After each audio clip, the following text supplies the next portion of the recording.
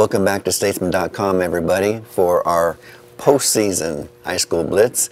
I'm Rick Cantu, once again joined by Thomas T.J. Jones. And Thomas, it was a heck of a football season, and it's time to give out our All Central Texas Awards.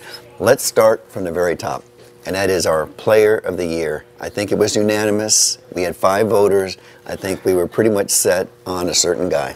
If Charlie Brewer is good enough to be the Player of the Year, according to the Texas Associated Press, he's definitely good enough to be the Player of the Year in the Austin area in Central Texas.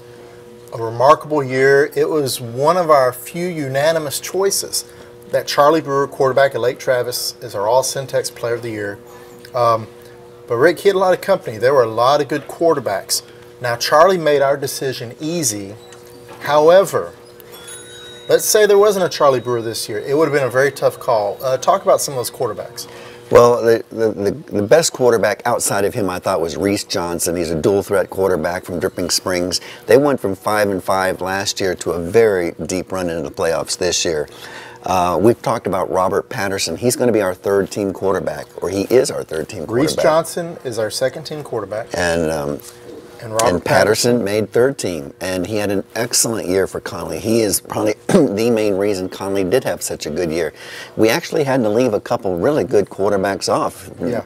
In my opinion, leaving Mark Reed off for Round Rock, a tremendous dual-threat quarterback, led his team to the 4th round of the playoffs, was extremely hard. Leaving Garrett Sharp off of Cedar Ridge, who was undefeated until the 2nd round of the playoffs, that was tough. The reason I voted for Patterson ahead of Mark Reed and Garrett Sharp was without Patterson, Conley would not have been in the playoffs.